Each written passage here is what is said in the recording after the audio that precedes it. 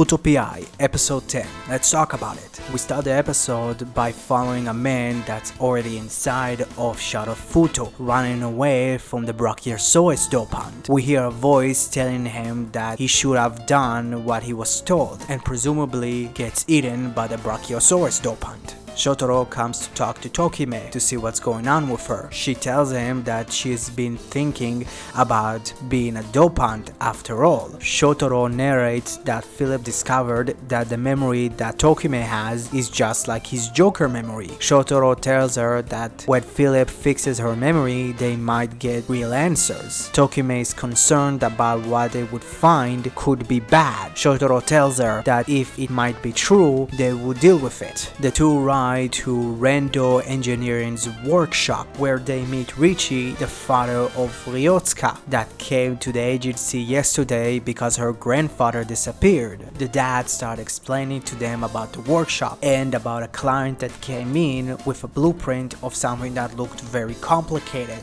Before the dad could reject the offer, the grandfather came in and told the client that he would build him what he wants. After 2 months, the grandfather created a prototype, so he went to deliver it to the client. Since then, they haven't seen him since. The daughter tells them that she followed the client, but when he turns to a corner, he disappeared into a dead end. After leaving the workshop, Tokime says to Shotaro that is something that she used to do. Shotaro believes there is a chance this is probably has something connected to Shadow Fuuto.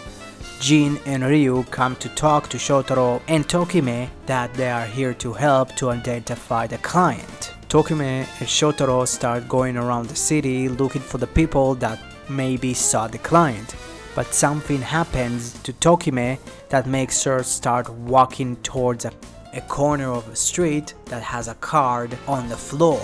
She picks it up and a portal opens, sucking her in. We see Bonda looking over it. Shotaro talks on the phone with Philip about the case, specifically about the blueprints that the client had, because there isn't a trace of them. Philip tells Shotaro that his suspicion might be right, and this could be a kidnapping. After Shotaro hangs up the phone, he notices that Tokime isn't there. Tokime lands in Shadow Fuuto. She proclaims that she is back, but she doesn't understand why she said that. She feels the same present as the raw dopant. She proclaims that this is a den of nightmares where the beasts prowl. She questions herself what made her think that she shouldn't leave this place. The beast dopant jumps, tries to attack her, but the Brachiosaurus Dopant saves her by eating the beast Dopant. She starts remembering about her past, so she starts running, understanding that she needs to tell it to Shotaro. She uses her knowledge of Fuuto to escape Shadow Fuuto. There is no trace of the client. Even Jin and Ryu couldn't ID him. Shotaro tells them a story that he heard from a waitress, that when the grandfather handed over the parts, he and the client got into an argument. She heard the grandfather asking the client if he was some sort of a terrorist. Philip deduces that during the development, this special valve the grandfather noticed might be used to harm people, and asking about it got him kidnapped, but it's unclear where they might take him. Ryu says that it must be connected to Shadow Fuuto, but Akiko tells them that's a problem because they have no way to enter the city. But Philip proclaims that they can ask the help of Tomike because of her powers. They ask Shotaro where is she, but he tells them that he doesn't know. But suddenly he starts hearing her voice and a portal opens up, and from it Tokime comes out. She tells them that the grandfather is in great danger if he's still alive, and they need to go in and save him. Brachiosaurus head comes out of the portal and takes Tokime inside of the city. Philip, Shotaro and Ryu transform and enter the city. Philip draws their attention towards the big tower in the middle of the city, but the client walks towards them and asks them how they got in. But Ryu tells him that his questions comes first, so they ask him if he is the Brachiosaurus Dopant and where did he take Tokime and the grandfather. He tells them there are a lot more questions flying than answers. For the questions about Tokime, he tells them that probably Bando invited her. And about the grandfather, he tells them that he was the one that walks into the shadow Fuuto by himself. And he was the man that was probably eaten by the Brachiosaurus Dopant. He introduces himself as Mamoru. His job is to oversee the city's power, and he's the one that guards it. He pulls out the reactor memory and he transforms into the reactor Dopant. He charges towards the rider. Each and every one of his punches leave a burnt mark on their armor. Double tries to combat it with the heat metal form, but even with the help of Axel, it doesn't work.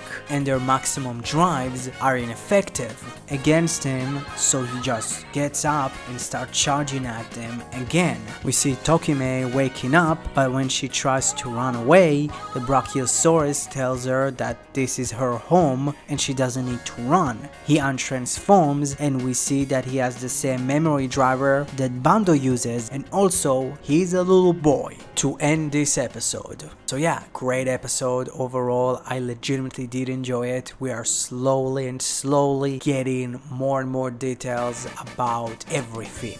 If it's Tokime, if it's Bando and his crew, we get to meet 2 more Dopants. We get to see the identity of the Brachiosaurus Dopant. We see the client, aka Mamoru, as the reactor Dopant. He looks fantastic. We are slowly start to understand what's the deal with the Shadow Fuuto. We actually get to see like other Dopants that already existed in the series, the Beast Dopant and the Sweets Dopant and the Triceratops Dopant. So it's kind of interesting.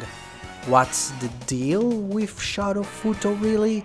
How Dopants just exist there and how they got those 2 memories, because those got destroyed like multiple times. The Beast Dopant got destroyed like episode 6 or episode 5. One of the things that I slightly didn't like is Bando kind of taking a backseat, because we are 2 episodes from the finale of this season. I would have liked to see a little bit more of him than just looking over Tomike entering Shadow Fuuto, but probably the big reveal of what's his connection to Tomike would be in episode 12. And yeah, I really enjoyed this episode. Thank you very much. I hope you enjoyed this video.